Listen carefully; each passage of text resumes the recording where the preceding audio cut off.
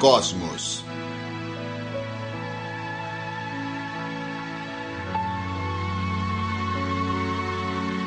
De Carl Sagan.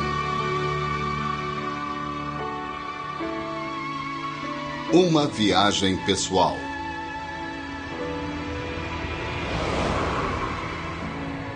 Distribuição Sinapse. A espinha dorsal da noite. O céu nos atrai. Se não nos destruirmos, um dia iremos nos aventurar até as estrelas. Houve uma época em que as estrelas pareciam um mistério impenetrável. Hoje, nós começamos a entendê-las. Em nossas vidas pessoais, também viajamos da ignorância para o conhecimento. O nosso crescimento individual reflete o avanço da espécie. A exploração do cosmos é uma viagem de autodescoberta.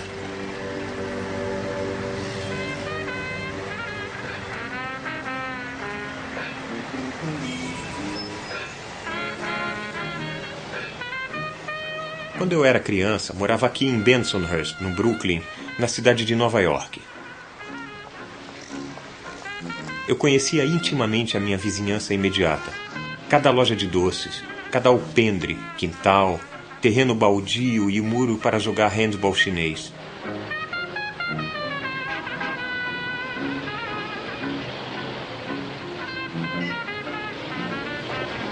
Esse era todo o meu mundo.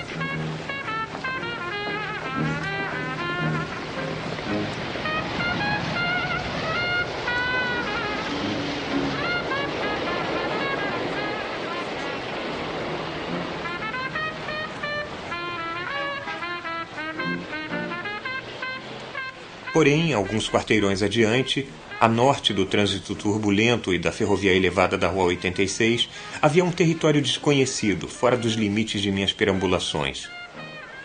Poderia ser Marte, pelo que eu sabia. Mesmo indo para a cama mais cedo no inverno, pode-se ocasionalmente ver as estrelas. Eu olhava para elas e imaginava o que eram. Eu perguntava a outras crianças e adultos e eles respondiam: "São luzes no céu, garoto." Bom, eu via que eram luzes no céu, mas o que eram? Tinha que haver uma resposta mais profunda.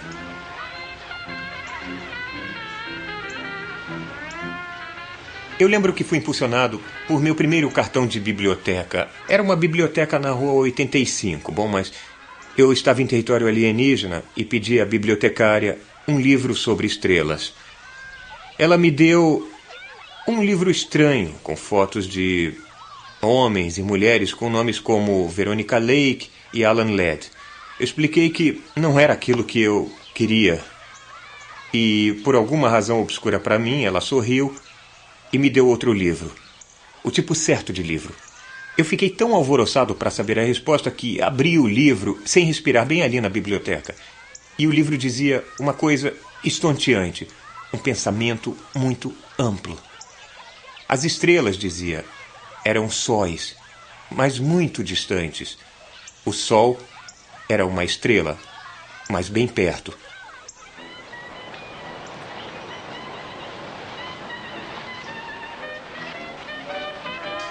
Como, pensei eu, alguém poderia ter certeza dessas coisas? Como foi que descobriram isso? Por onde foi que começaram?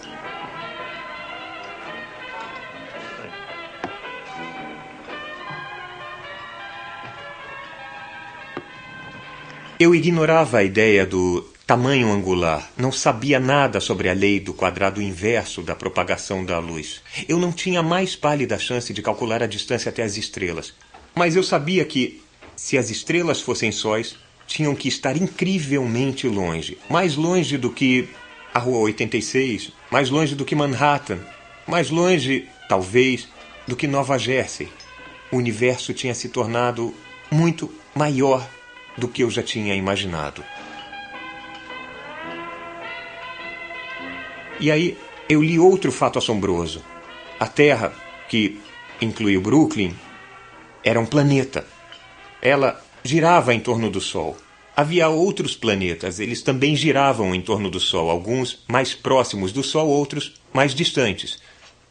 Mas os planetas não irradiavam a sua própria luz como faz o Sol.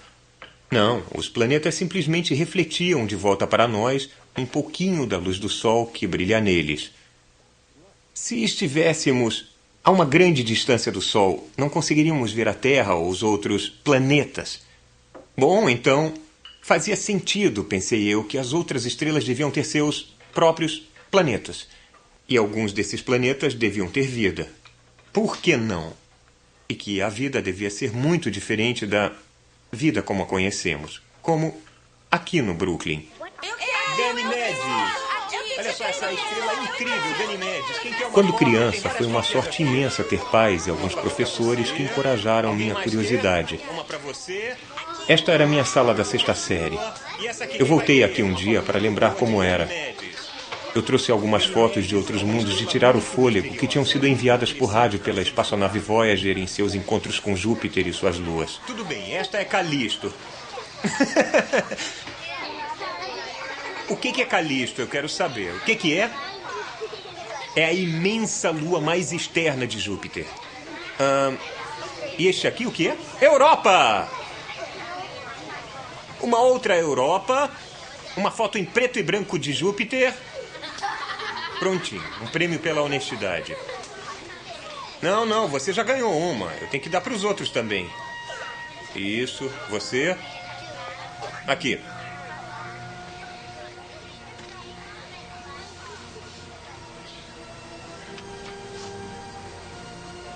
Cada um de nós inicia a vida com a mente aberta. Uma curiosidade propulsora, um senso de assombro. Acho que agora vai ser divertido se vocês tiverem algumas perguntas. Por que a Terra é redonda? Por que não é quadrada ou de qualquer outra forma? É uma boa pergunta. Eu gosto dela. É uma pergunta que eu me fazia. E a resposta tem a ver com gravidade. A Terra tem uma gravidade muito forte. Se você fizesse uma montanha muito alta, mais alta do que o Everest, sabe? A montanha mais alta da Terra, ela seria esmagada por seu próprio peso.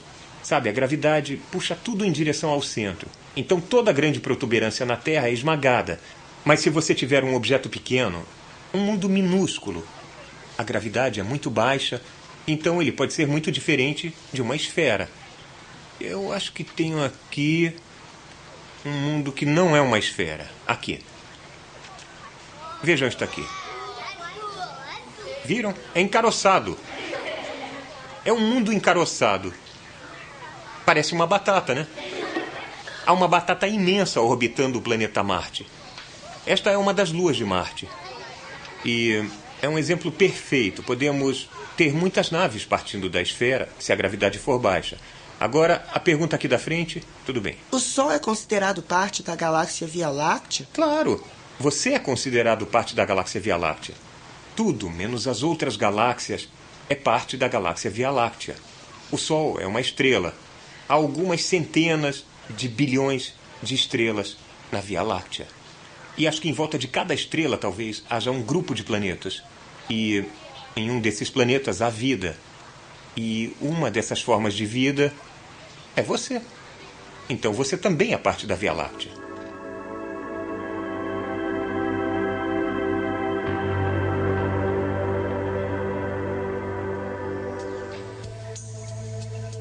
Às vezes eu penso como temos sorte por viver nesta época. O primeiro momento na história humana em que estamos de fato visitando outros mundos e nos empenhando em um reconhecimento profundo do cosmo. Mas se tivéssemos nascido em uma época muito mais remota, não importa o quanto nos dedicássemos, não teríamos entendido o que são as estrelas e os planetas. Castanhas?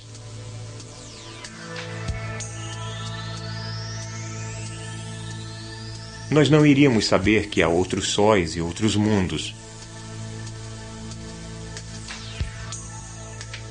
Este é um dos grandes segredos arrancados da natureza através de 1 milhão de anos de observação paciente e pensamento corajoso. Os seres humanos sempre fizeram perguntas sobre as estrelas. Isso é tão natural quanto respirar. Mas imagine uma época antes da ciência ter descoberto as respostas. Imagine como era, digamos, há algumas centenas de milhares de anos, logo após a descoberta do fogo. Éramos igualmente inteligentes e igualmente curiosos quanto somos agora. Às vezes me parece que, na época, havia gente que pensava assim: nós somos um povo caçador nômade. O fogo nos mantém aquecidos. Sua luz abre buracos na escuridão. Ele afasta os animais famintos. Na claridade, podemos ver um ao outro e conversar. Nós cuidamos da chama. A chama cuida de nós. As estrelas não estão próximas de nós. Quando subimos em uma colina ou em uma árvore, elas não ficam mais próximas. Elas piscam com uma luz estranha, fria, branca, distante. Muitas delas.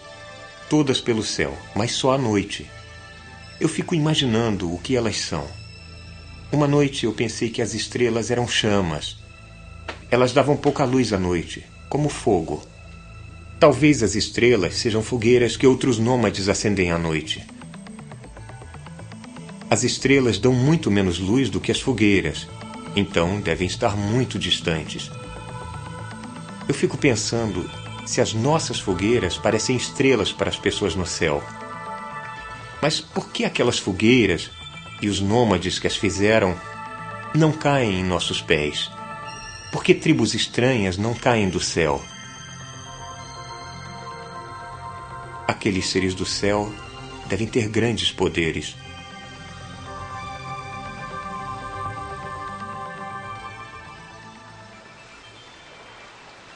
Eu acho que os caçadores não tinham esses pensamentos sobre as estrelas, mas sabemos pelas comunidades caçadoras que surgiram ideias muito imaginativas.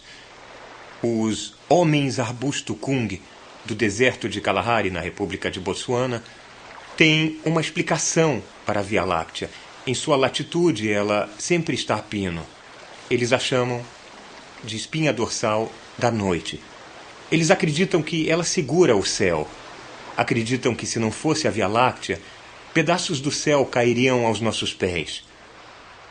Então, a Via Láctea, em sua visão, tem um valor prático, a espinha dorsal da noite. Mais tarde, metáforas sobre fogueiras ou espinhas dorsais ou buracos através dos quais a chama podia ser vista foram substituídas na maioria das comunidades humanas por uma outra ideia. Os seres poderosos no céu foram promovidos a deuses. Eles receberam nomes, parentes e responsabilidades especiais pelos serviços cósmicos que esperava-se que realizassem. Havia um Deus para cada preocupação humana. Os deuses regiam a natureza. Nada acontecia sem a intervenção direta de algum deus. Se os deuses estivessem felizes, havia muita comida e os humanos ficavam felizes. Mas se alguma coisa desagradava aos deuses, e não precisava muita coisa, as consequências eram terríveis: secas, inundações, tempestades, guerras, terremotos, erupções vulcânicas, epidemias. Os deuses tinham que ser agradados, e surgiu uma vasta indústria de sacerdotes para deixar os deuses menos zangados. Mas, como os deuses eram caprichosos, não se poderia ter certeza do que eles fariam. A natureza era um mistério. Era muito difícil entender o mundo. Os nossos ancestrais tateavam no escuro para sentirem os arredores. Indefesos perante a natureza, eles inventaram rituais e mitos, alguns desesperados e cruéis, outros imaginativos e benignos. Os antigos gregos explicavam aquela banda de brilho difuso no céu noturno como o leite da deusa Hera esguichado de seu seio para os céus. Nós ainda a chamamos de Via Láctea.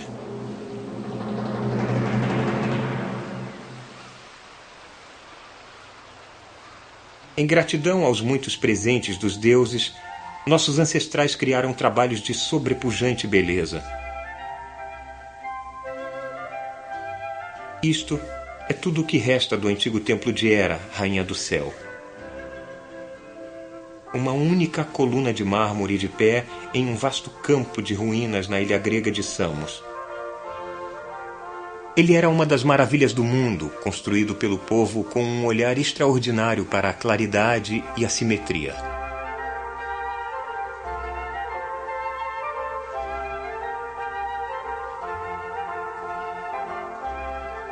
Os que se aglomeraram nesse templo foram também os arquitetos de uma ponte de seu mundo para o nosso. Estávamos nos deslocando de novo em nossa viagem de autodescoberta. Não, em nossa viagem às estrelas.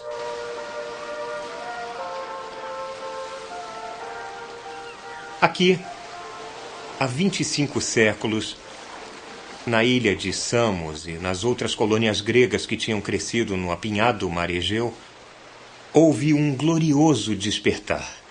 De repente, havia gente que acreditava que tudo era feito de átomos, que os seres humanos e os outros animais tinham evoluído de formas simples, que as doenças não eram causadas por demônios ou pelos deuses, que a Terra era apenas um planeta girando em torno de um Sol que estava muito distante. Esta revolução tirou o cosmo do caos. Aqui, no século VI a.C., uma nova ideia se desenvolveu, uma das grandes ideias da espécie humana. Foi discutido que o universo era reconhecível. Por quê? Porque ele era ordenado, porque há regularidades na natureza que permitiam que os segredos fossem descobertos. A natureza não era totalmente imprevisível. Havia regras que até ela tinha que obedecer. Esta característica ordenada e admirável do universo foi chamada de cosmo. E ela foi estabelecida em frontal contradição à ideia do caos. Este foi o primeiro conflito que conhecemos entre ciência e misticismo, entre a natureza e os deuses.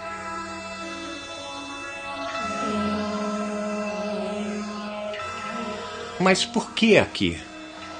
Por que nestas ilhas remotas e enseadas do Mediterrâneo Oriental? Por que não nas grandes cidades da Índia, ou Egito, Babilônia, China, América Central? Porque todas estas estavam no centro de antigos impérios. Elas foram estabelecidas desse jeito, hostis a novas ideias. Mas aqui, na Jônia, havia uma multidão de ilhas e cidades-estados recém-colonizadas. O isolamento, mesmo se incompleto, promove a diversidade. Nem uma única concentração de poder pode reforçar a conformidade. A pesquisa livre tornou-se possível. Elas estavam além das fronteiras dos impérios. Os mercadores, turistas e marinheiros da África, Ásia e Europa encontravam-se nos portos da Jônia para trocar mercadorias, histórias e ideias. Havia uma interação vigorosa e impetuosa de muitas tradições, preconceitos, línguas e deuses.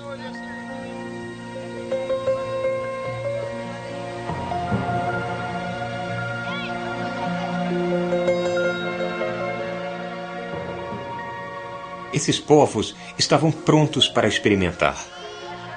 Quando estamos abertos para questionar rituais e práticas tradicionais, descobrimos que uma pergunta leva a outra.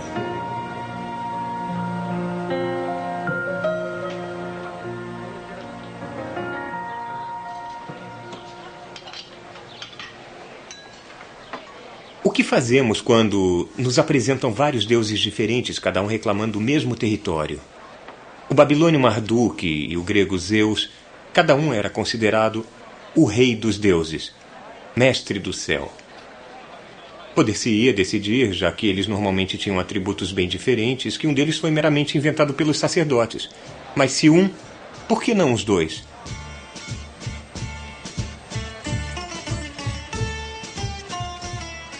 E então foi aqui que surgiu a grande ideia.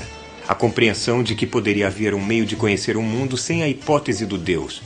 De que poderia haver princípios, forças, leis da natureza, através dos quais o mundo poderia ser entendido sem atribuir a queda de cada pardal à intervenção direta de Zeus. Foi neste lugar que nasceu a ciência. Por isso estamos aqui. Esta grande revolução ocorreu entre 600 e 400 a.C. Ela foi conseguida pelo mesmo povo prático e produtivo que fez a sociedade funcionar. O poder político estava nas mãos dos mercadores que promoviam a tecnologia, da qual dependia a sua prosperidade. Os pioneiros da ciência foram os mercadores e os artesãos e seus filhos.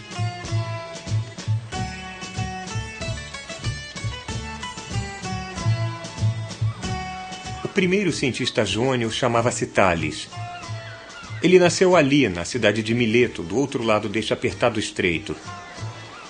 Ele tinha viajado para o Egito e estava familiarizado com o conhecimento da Babilônia. Como os babilônios, ele acreditava que o mundo um dia tinha sido só água. Para explicar a terra seca, os babilônios acrescentaram que o seu deus Marduk tinha posto um capacho na superfície das águas e empilhado poeira sobre ele. Tales tinha uma visão similar, mas deixava Marduk de fora. O mundo já fora água em sua maior parte. Mas era um processo natural que explicava a terra seca. Tales achava que era similar ao assoreamento que ele havia observado no delta do rio Nilo.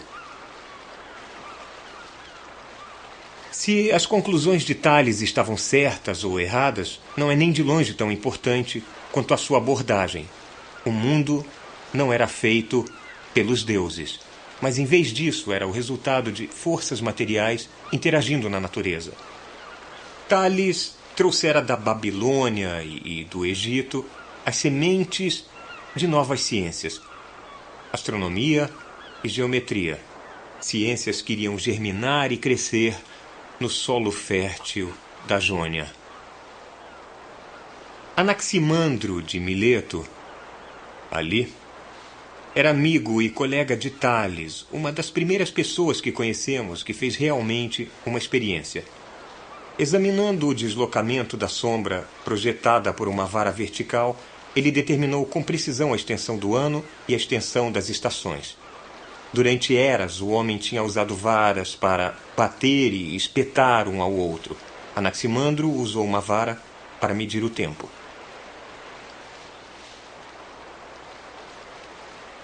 Em 540 a.C., ou por aí, nesta ilha de Samos, chegou ao poder um tirano chamado Polícrates.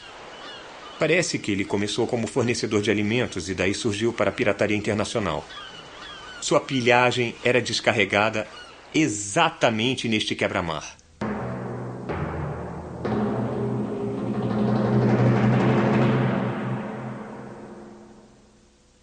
Mas ele oprimiu o próprio povo. Entrou em guerra com os vizinhos. Ele com toda razão temia uma invasão. Então, Polícrates cercou sua capital com um muro impressionante, cujos restos permanecem até hoje em dia.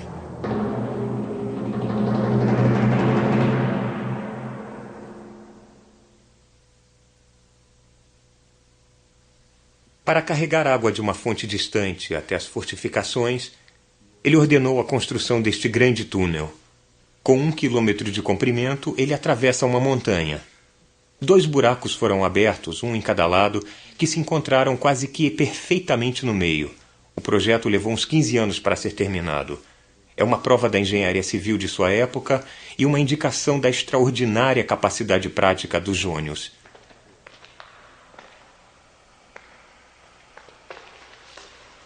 O legado duradouro dos jônios são as ferramentas e técnicas que eles desenvolveram que continuam sendo a base da moderna tecnologia. Era a geração de Teodoro, o engenheiro mestre da época. Um homem a quem é creditada a invenção da chave, da régua, do esquadro de carpinteiro, do nível, do torno, da fundição do bronze. Por que não há monumentos para este homem? Os que Sonhavam, especulavam e deduziam sobre as leis da natureza. Falavam com os engenheiros e com os tecnólogos. Geralmente eram as mesmas pessoas. Os práticos e os teóricos eram um só.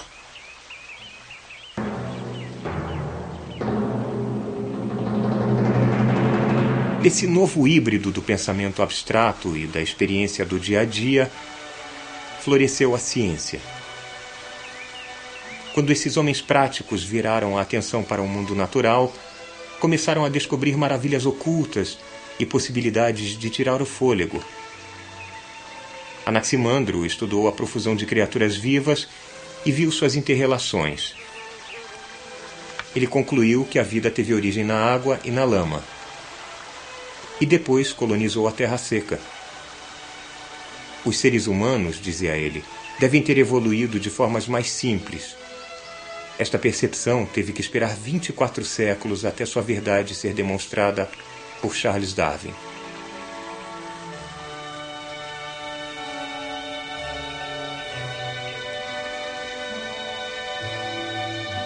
Nada foi excluído das investigações desses primeiros cientistas.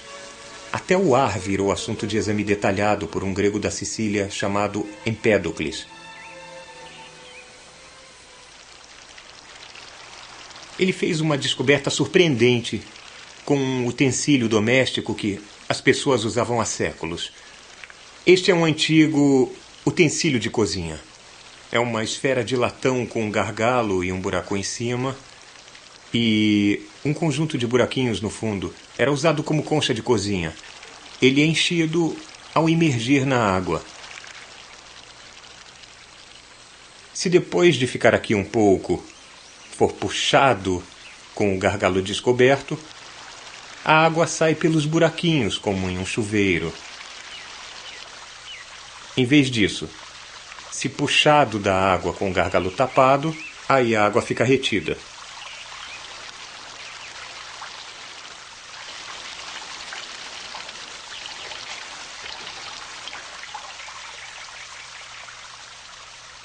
Agora, vou tentar enchê-lo com o gargalo tapado com meu polegar. Nada acontece. Por que não? Tem alguma coisa no caminho. Alguma matéria está bloqueando o acesso da água para a esfera. Eu não consigo ver tal matéria. O que poderia ser? Empédocles o identificou como o ar. O que mais poderia ser? Uma coisa que não se vê pode exercer pressão, pode frustrar o meu desejo de encher este vaso com água se eu for tolo bastante para deixar o meu polegar no gargalo. Empédocles tinha descoberto o invisível. O ar, pensou ele, deve ser matéria em uma forma tão divinamente dividida que não podia ser visto. Essa indicação, esse sopro da existência de átomos foi levada muito à frente por um contemporâneo chamado Demócrito. De todos os cientistas antigos, é ele quem nos fala mais claramente através dos séculos. Os poucos fragmentos sobreviventes desses escritos científicos revelam uma mente dos mais altos poderes lógicos e intuitivos.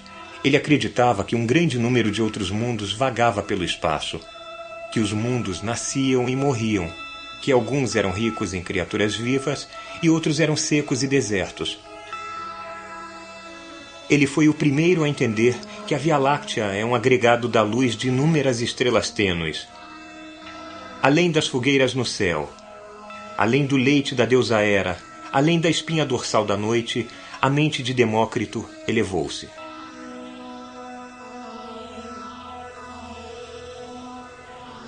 Ele viu uma profunda ligação entre os céus e a terra. O homem, disse ele, é um microcosmo, um pequeno cosmo.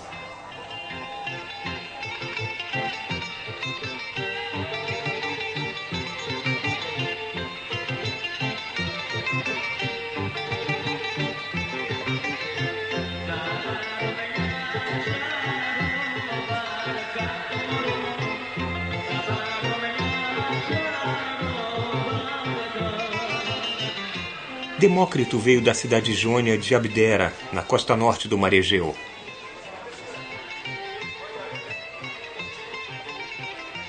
Naquela época, Abdera era motivo de piadas. Se por volta do ano 400 a.C., no equivalente a um pequeno restaurante ao ar livre como este, você contasse uma história sobre alguém de Abdera, a risada era garantida. Era, de certa forma, o Brooklyn de sua época. Para Demócrito, a vida toda era para ser aproveitada e entendida.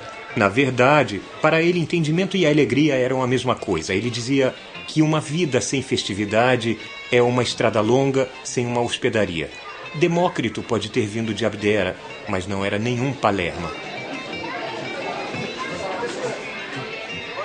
Demócrito entendeu que as formas complexas, mudanças e emoções do mundo material, tudo derivava da interação de partes móveis muito simples.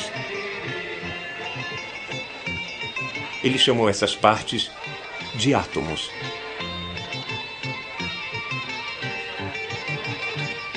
Todos os objetos materiais são coleções de átomos complexamente montados. Até nós. Quando eu corto esta maçã, a faca deve passar por espaços vazios entre os átomos, afirmou Demócrito. Se não houvesse tais espaços vazios, essas lacunas, então a faca iria encontrar algum átomo impenetrável e a maçã não seria cortada. Vamos comparar as seções cruzadas das duas partes. As áreas expostas são exatamente iguais? Não, dizia Demócrito. A curvatura da maçã força esta fatia a ser ligeiramente mais curta do que o resto da maçã. Se fossem da mesma altura, então teríamos um cilindro e não uma maçã. Não importa o quanto a faca é afiada. Estas duas partes têm seções cruzadas desiguais. Mas por quê? Porque, em uma escala muito pequena, a matéria exibe uma aspereza irredutível. E esta fina escala de aspereza, Demócrito de Abdera identificou com o mundo dos átomos. Seus argumentos não são os que usamos hoje, mas são elegantes, sutis e derivados da experiência do dia a dia, e suas conclusões estavam fundamentalmente certas.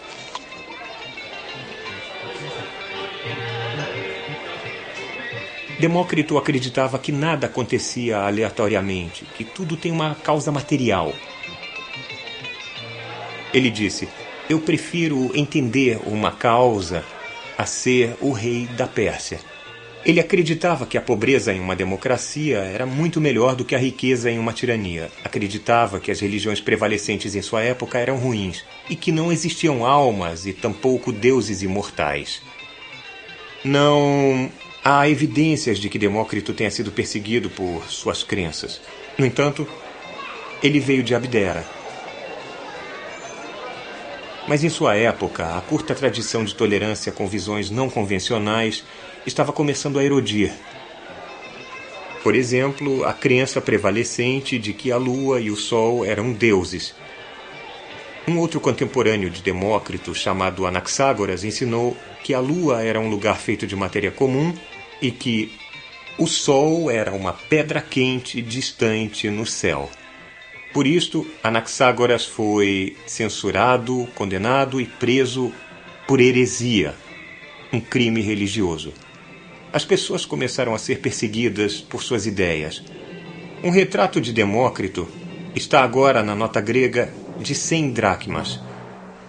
Mas suas ideias foram suprimidas e sua influência na história diminuída. A mística estava começando a vencer.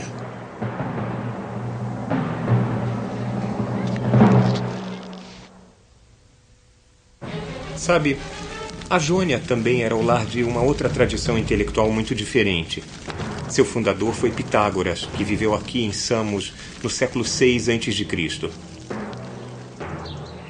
De acordo com a lenda local, esta caverna era sua residência. Talvez esta tenha sido sua sala de estar. Muitos séculos depois, este pequeno santuário ortodoxo grego foi erigido em sua varanda da frente. Era uma antiga tradição, de Pitágoras ao cristianismo. Pitágoras foi a primeira pessoa na história do mundo a concluir que o mundo era uma esfera. Talvez ele tenha raciocinado pela analogia com a Lua ou o Sol. Talvez ele tenha notado a sombra curva da Terra na Lua durante um eclipse lunar. Ou talvez ele tenha reconhecido que quando um navio deixava Samos, seus mastros desapareciam por último.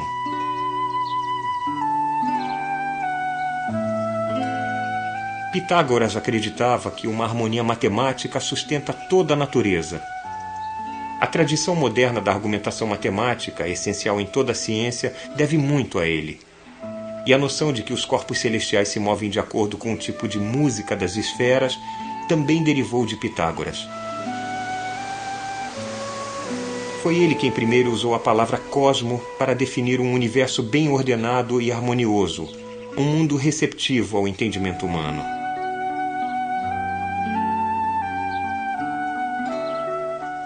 Por esta grande ideia, estamos em débito com Pitágoras. Mas havia ironias e contradições profundas em seus pensamentos. Muitos dos jônios acreditavam que a harmonia e a unidade básicas do universo eram acessíveis através de observação e experimentação, o método que domina a ciência até hoje. Porém, Pitágoras tinha um método bem diferente. Ele acreditava que as leis da natureza podem ser deduzidas por puro pensamento. Ele e seus seguidores não eram basicamente experimentalistas. Eles eram matemáticos e eram místicos totais. Eram fascinados por estes 5 sólidos regulares. Sólidos cujas faces são todas poligonais. Triângulos, ou quadrados, ou pentágonos. Pode haver um número infinito de polígonos, mas apenas 5 sólidos regulares. 4 dos sólidos foram associados a terra, fogo, ar e água. O cubo, por exemplo, representava a terra. Esses 4 elementos, pensavam eles, formam a matéria terrestre. Então, eles associaram misticamente o 5º sólido com o cosmo. Talvez fosse a substância dos céus. Este 5º sólido foi chamado de dodecaedro. Suas faces são pentágonos, 12 deles. O conhecimento do dodecaedro foi considerado muito perigoso para o público. As pessoas comuns seriam mantidas ignorantes sobre o dodecaedro. Apaixonados por números inteiros, os pitagóricos acreditavam que todas as coisas eram derivadas deles, com certeza todos os números. Então ocorreu uma crise na doutrina quando eles descobriram que a raiz quadrada de 2 era irracional. Ou seja, ela não poderia ser representada como a razão de 2 números inteiros, não importa o quão grandes fossem. Originalmente, irracional queria dizer apenas que não se pode expressar um número como uma razão. Mas para os pitagóricos, isso veio a significar uma outra coisa, uma coisa ameaçadora. Uma pista de que a sua visão do mundo poderia não fazer sentido. O outro significado de irracional. Em vez de querer que todos compartilhassem e conhecessem as suas descobertas, os pitagóricos suprimiram a raiz quadrada de 2 e o dodecaedro. O mundo exterior não iria saber.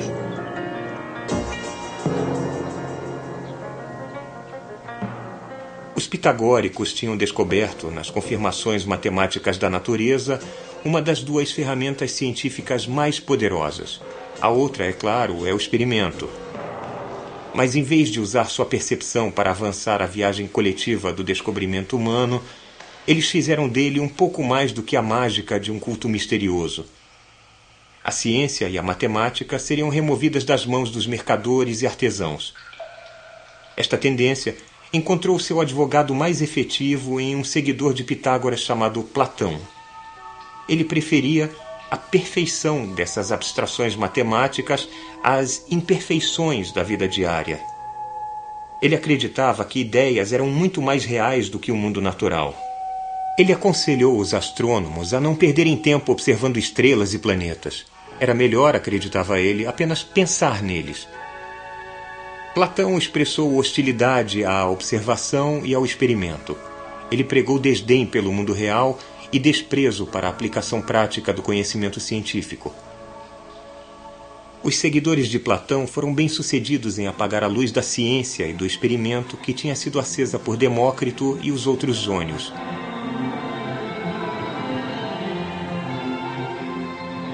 O desconforto de Platão com o mundo revelado por nossos sentidos estava para dominar e sufocar a filosofia ocidental.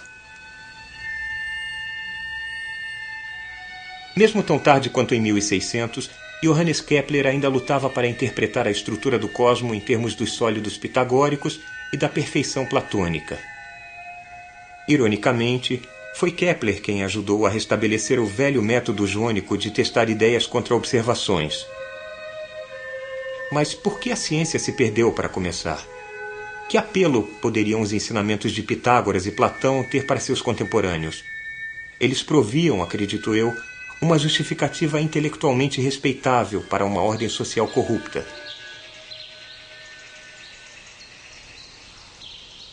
A tradição mercantil que havia levado a ciência jônica também levou a uma economia escrava.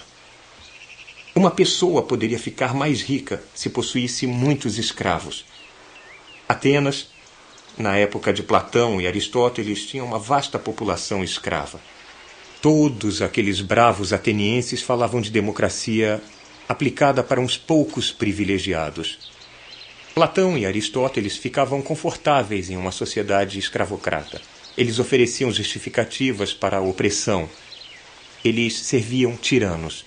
Ensinaram a alienação do corpo e da mente. Uma ideia bastante natural, acho eu, em uma sociedade escravocrata. Eles separavam o pensamento da matéria, divorciaram a terra dos céus, divisões que iriam dominar o pensamento ocidental por mais de 20 séculos. Os pitagóricos tinham vencido.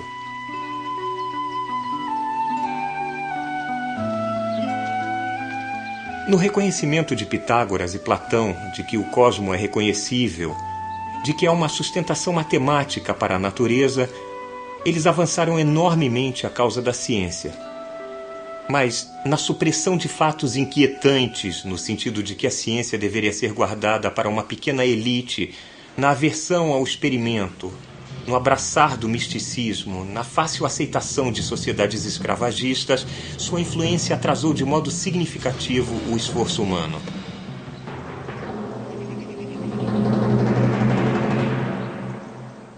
Os livros dos cientistas jônios foram totalmente perdidos. Suas visões foram suprimidas, ridicularizadas e esquecidas pelos platônicos e pelos cristãos, que adotaram muito da filosofia de Platão. Finalmente, após um sono longo e místico, no qual as ferramentas da pesquisa científica foram estragadas, a abordagem jônica foi redescoberta.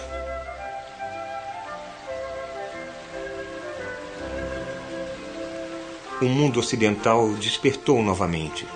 O experimento e a pesquisa aberta, aos poucos, tornaram-se respeitáveis de novo. Livros e fragmentos esquecidos foram lidos mais uma vez. Leonardo, Copérnico e Colombo foram inspirados pela tradição jônica.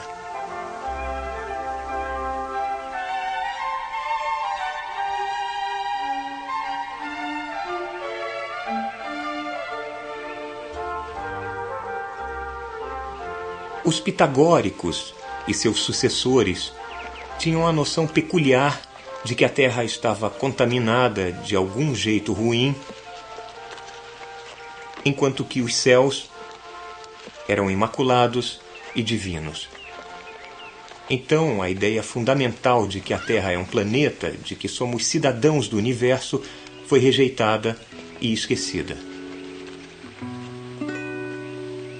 Esta ideia foi discutida pela primeira vez por Aristarco, nascido aqui em Samos 3 séculos depois de Pitágoras. Ele sustentava que a Terra girava em torno do Sol e localizou corretamente o nosso lugar no sistema solar. Para sua preocupação, foi acusado de heresia.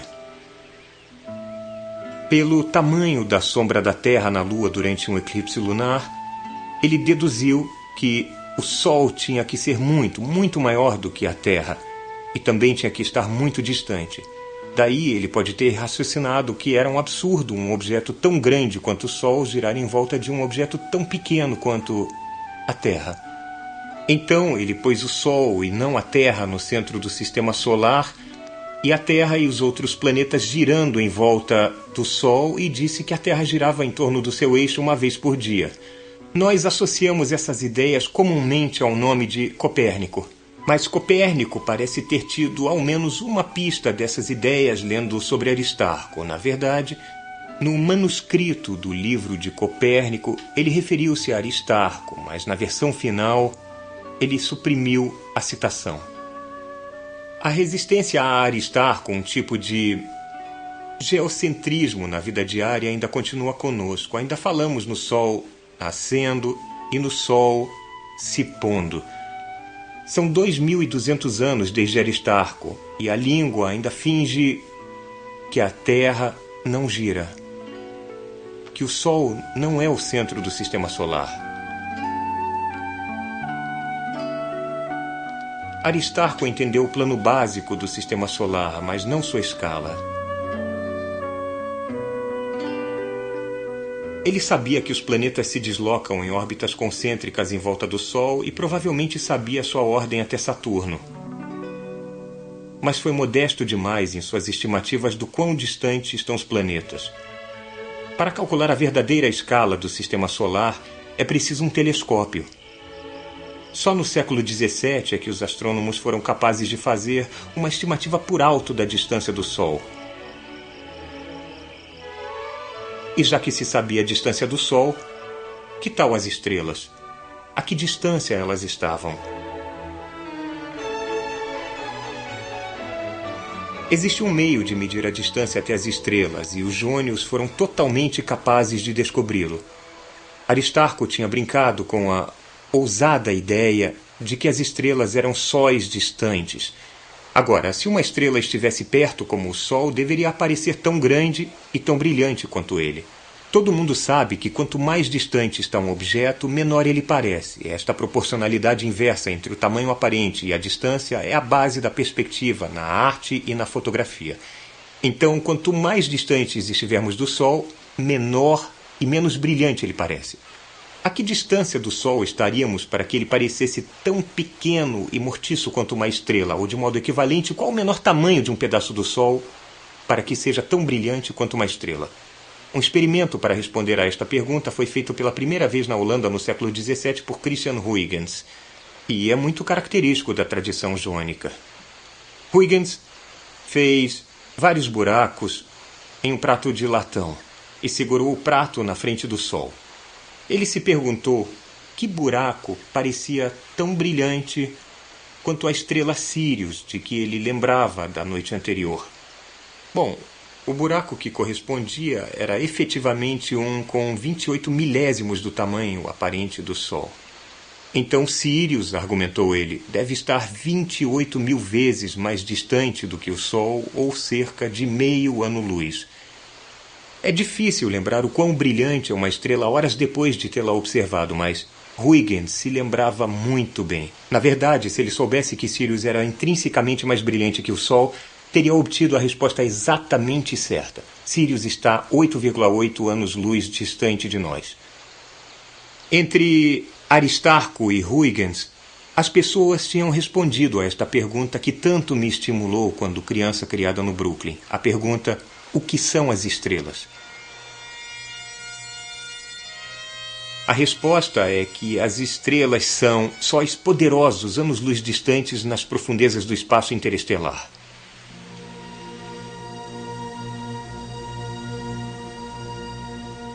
E em volta desses sóis, há outros planetas?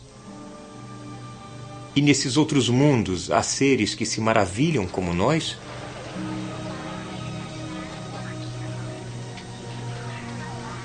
Aqui está uma lâmpada que representa uma estrela próxima. E ao seu lado, muito difícil de ver por causa da luz, está um planeta. Vamos precisar de um voluntário que queira se apresentar, por favor. Normalmente teríamos dificuldade para ver o planeta porque ele está tão próximo que a estrela o ofusca. Mas, se conseguirmos botar alguma coisa na frente da estrela para fazer um eclipse artificial, aí conseguiríamos ver o planeta. Então eu vou ficar aqui. Imaginem que eu sou um telescópio em algum lugar perto da Terra. E Teb, Se você deslocar o disco lentamente para o outro lado, e isso um pouco mais rápido, estaria ótimo. Isso, agora você está começando a cobrir a estrela. Eu não consigo mesmo ver o planeta. Continua. Isso, bem aí. Eu não vejo mesmo a estrela. E vejo o planeta iluminado pela luz da estrela.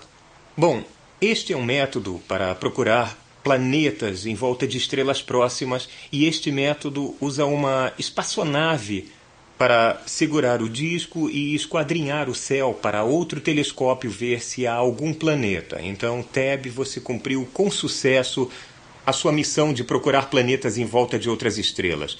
Muito obrigado por ser a nossa espaçonave interplanetária. Então, um jeito é este. E há espaçonaves que serão capazes de fazer isto nos próximos 10 anos ou mais. E há um outro jeito. Isto já foi tentado da Terra. Imaginem que haja uma estrela próxima, visível e brilhante, tá? E que tem uma companhia sombria, um planeta, brilhando apenas com a luz refletida perto dela, tão mortiço que não se vê. Mas imaginem que este planeta gire em torno de sua estrela assim. Pode-se ver a estrela, mas não se pode ver o planeta. Então agora vou precisar de 2 voluntários. Você e você. Tá bom, era só para ganhar tempo, não precisa, já escolhi. Agora eu preciso que um de vocês vire a estrela e o planeta, e o outro puxe a estrela e o planeta juntos. E o que vamos notar é que a estrela que conseguimos ver vai deslocar-se em um padrão engraçado, sinuoso, que vai ser a pista, a evidência da existência do planeta sombrio. Tudo bem, vamos girar. Isso, e puxar. Vemos o movimento engraçado que a estrela faz por causa do planeta. Muito obrigado. Então, esse é outro jeito de descobrir a existência de um planeta que não se pode ver diretamente. Bom, esses 2 métodos estão sendo usados. E quando vocês tiverem a minha idade, nós vamos saber se todas as estrelas próximas têm ou não planetas à sua volta. Talvez conheçamos dezenas ou até centenas de outros sistemas planetários e vejamos se eles são como o nosso, ou se são muito diferentes, ou se não há outros planetas girando em volta de outras estrelas. Isso vai acontecer durante a vida de vocês e será a primeira vez na história do mundo que alguém vai descobrir realmente se existem planetas em volta de outras estrelas. Bom, as estrelas próximas, as que vemos a olho nu, estão todas no que chamamos de vizinhança solar. É assim mesmo que os astrônomos chamam, vizinhança. Mas é um lugar muito pequenino na galáxia Via Láctea. A Via Láctea é aquela faixa de luz que vemos no céu numa noite clara. Não sei se ainda há noites claras no Brooklyn, mas vocês já devem ter visto a Via Láctea, né? Já viram uma grande faixa de luz à noite? Bom, são apenas 100 bilhões de estrelas vistas juntas, coladas, como nesta foto. Se pudéssemos sair da Via Láctea e olhar para ela, veríamos algo como esta imagem. E se olhássemos para a Via Láctea, onde estariam o Sol e as estrelas próximas? Estariam no centro, onde as coisas parecem importantes, ou pelo menos bem acesos? Não. Nós estaríamos aqui, bem no subúrbio, na zona rural da galáxia. Não estamos em nenhum lugar importante. Todas as estrelas que podemos ver estariam em algum lugar pequeno como este. E a Via Láctea seria esta faixa de luz de 100 bilhões de estrelas juntas. O fato de que vivemos nos limites da galáxia foi descoberto há muito tempo, perto do fim da Primeira Grande Guerra, por um homem chamado Harlow Shapley, que estava mapeando a posição desses agrupamentos de estrelas. Cada um destes é um grupo de talvez 10 mil estrelas juntas. Isto se chama agrupamento globular. E pode-se ver que eles estão centrados em torno do meio, do centro da galáxia. As pessoas achavam que o Sol era o centro da galáxia, uma coisa importante sobre nossa posição que se mostrou errada. Nós vivemos nos limites. Os agrupamentos globulares estão centrados em volta do maravilhoso meio da galáxia Via Láctea. E aí acontece que esta galáxia não é a única. Nós vivemos nela, mas há muitas outras. E como esta imagem nos lembra, há muitos tipos diferentes de galáxias, das quais a nossa pode ser apenas esta. Na verdade, há 100 bilhões de outras galáxias, cada uma das quais contém alguma coisa como 100 bilhões de estrelas. Pensem em quantas estrelas e planetas e tipos de vida pode haver neste vasto e incrível universo.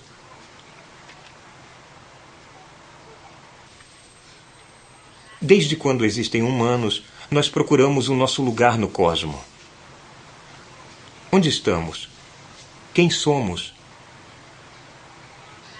Nós descobrimos que vivemos em um planeta insignificante de uma estrela trivial, perdida em uma galáxia, jogada em algum canto esquecido de um universo no qual há muito mais galáxias do que gente.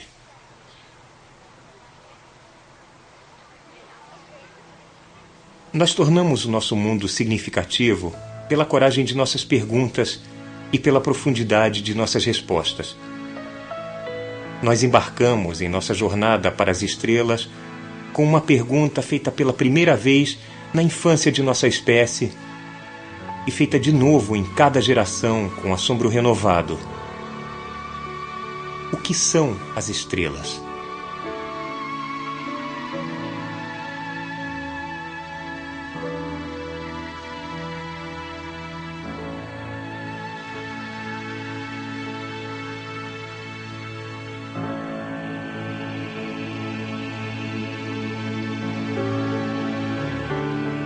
A exploração está em nossa natureza. Nós começamos como nômades e ainda o somos.